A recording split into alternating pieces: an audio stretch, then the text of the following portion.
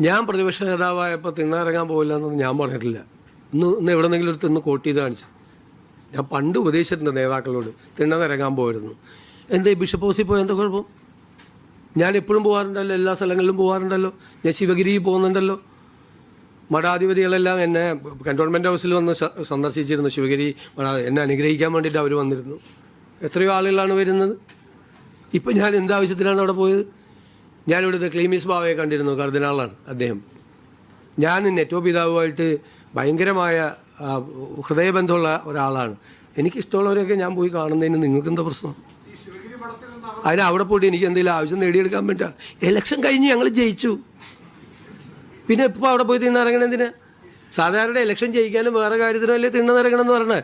ജയിച്ചിട്ടാണ് പോയി കാണുന്നത് അവരോടൊക്കെ. അത് എല്ലാ സ്ഥലങ്ങളിലും പോകും, എല്ലാവരെയും കാണാൻ പോകും. എല്ലാവരെയും എന്നെ വഴക്ക് പറഞ്ഞവരെയൊക്കെ കാണാൻ പോകും. അതിനെന്താ പോകണ്ടേ? എല്ലാവരെയും ഞാൻ ആരെയും പേരൊന്നും പറഞ്ഞില്ല. എല്ലാവരെയും ചേർത്ത് പിടിക്കുന്നേ. അതിനെന്താ? ഞാൻ ചോദിക്കട്ടെ, നമ്മളങ്ങനെ വേണ്ടേ? നിങ്ങളെന്താ പറയണത്? ഞാൻ ആളോട് മിണ്ടില്ല, ഇന്ന ആളോട് സംസാരിക്കില്ല. പണ്ട് എന്നോട് എന്നെ വഴക്ക് പറഞ്ഞിട്ടുണ്ട്, എന്നോട് മോശം പറഞ്ഞിട്ടുണ്ട്. ആളോടും ഞാൻ ഈ പൊസിഷനിൽ നിന്ന് അങ്ങനെയൊക്കെ ചെയ്യാമോ? അങ്ങനെ ചെയ്യാൻ പാടില്ല. ഞാൻ എല്ലാത്തിനോടും ക്ഷമിക്കാൻ പറ്റണം നമുക്ക്. ഞാൻ മനസ്സിലൊരു വിഷമവും കൊണ്ടുനടന്നിട്ടില്ല. പക്ഷെ ഞാനന്ന് പറഞ്ഞത് UDF കോൺഗ്രസിനെയൊന്നും പറഞ്ഞില്ല, എന്നെയാണ് പറഞ്ഞത്. എന്നെ ഇഷ്ടമില്ലാഞ്ഞിട്ടാണ്. അത് മാറ്റണം, ആ ഇഷ്ടക്കേട് മാറ്റണം. എല്ലാവരുമായിട്ട് നല്ല ബന്ധം വേണം. അതിനെന്താ? പക്ഷെ നിലപാടിൽ മാറ്റമില്ല.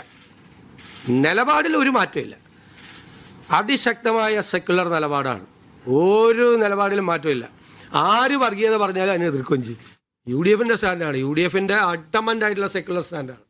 ഒരു കോംപ്രമൈസും ഇല്ല ആ കാര്യത്തിൽ. പക്ഷേ എല്ലാവരും അവർക്കൊക്കെ ഒരു വിഷമം വന്നാൽ ആദ്യം നമ്മൾ ഓടിയെത്തും, അന്വേഷിക്കും.